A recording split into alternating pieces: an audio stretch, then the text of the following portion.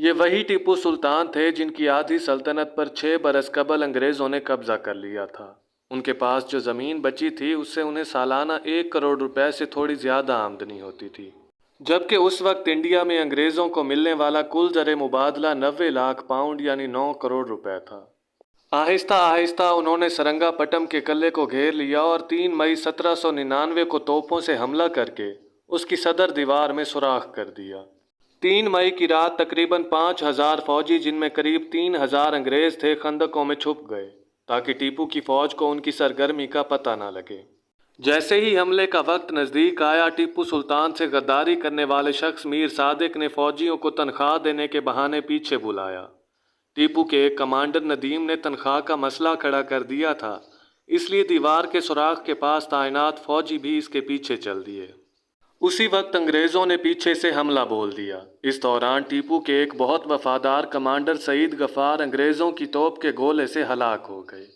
ये पहले से तय था कि जब ऐसा किया जाएगा तो अंग्रेज़ फ़ौज किले पर हमला बोल देगी। जैसे ही सिग्नल मिला, अंग्रेज़ फ़ौज ने दरिया के किनारे की जानिब बढ़ना शुरू कर दिया, जो वहाँ से सिर्फ 100 गज़ के फासले पर था। हालांकि अंग्रेज़ों की आगे बढ़ती हुई फ़ौज को किले से बड़ी आसानी से तोपों का हदफ बनाया जा सकता था। फिर भी खंदकों से निकलकर अंग्रेज़ फ़ौजी महज 7 मिनट के अंदर किले की दीवार के सुराख से दाखिल होकर बरतानवी झंडा लहराने में कामयाब हो गए।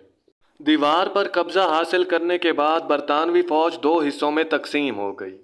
बाएं जानिब बढ़ने वाली फ़ौज को टीपू सुल्तान की जानिब से सख्त मुश्किलात का सामना करना पड़ा।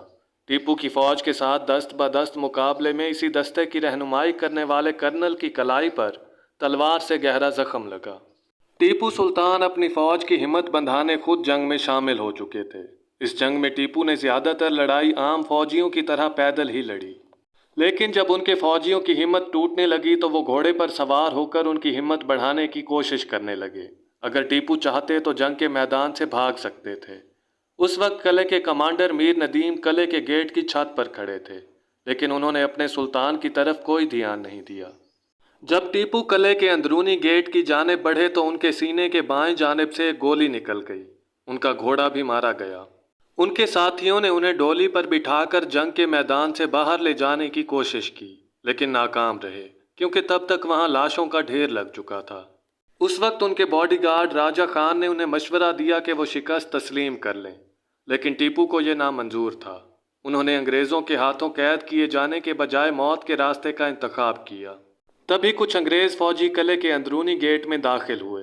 उनमें से एक ने टीपू की तलवार की बेल्ट छीनने की कोशिश की।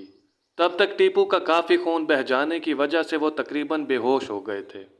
तब भी उन्होंने अपनी तलवार से इस फौजी पर हमला किया।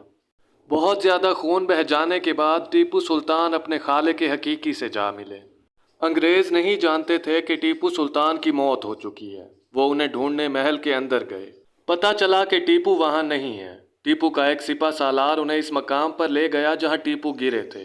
वहाँ हर तरफ लाशें और ज़ख्मी फौजी पड़े हुए थे। जब टीपू की लाश को अंग्रेज़ों के सामने लाया गया तो उनकी आंखें खुली हुई थीं। उनका जिस्म इतना गर्म था कि एक लम्हे के लिए कर्नल वेलिस्ली को ऐसा लगा कि कहीं वो जिंदा तो नहीं है। उनके जिस्म पर 3 और 1 जख्म माथे पर था। टीपू की लाश को उन्हीं की डोली में रखने का हुक्म दिया गया। दरबार को पैगाम भेजा गया कि टीपू सुल्तान अब इस दुनिया में नहीं रहे। उनकी लाश पूरी रात उनके दरबार में रखी गई। अब तक अंग्रेज़ों का सामना इंडिया में टीपू जैसे बादशाह से नहीं हुआ था। टीपू के बाद अंग्रेज़ों को जंग में चैलेंज करने वाला कोई नहीं बचा था। टीपू की शिकस्त के बाद मशरिक़ की पूरी सल्तनत अंग्रेज़ों के कदमों में आ गिरी थी। उम्मीद करता हूँ कि आपको आज की हमारी ये वीडियो पसंद आई होगी। अगर वीडियो अच्छी लगी हो तो इसे लाइक कीजिए और हमारे चैनल को सब्सक्राइब कीजिए, ताकि इस तरह की मज़ीद वीडियोज़ आप तक आसानी से पहुँचती रहें। अपना और अपने प्यारों का ढेर सारा ख्याल रखिए। अल्लाह निगहबान।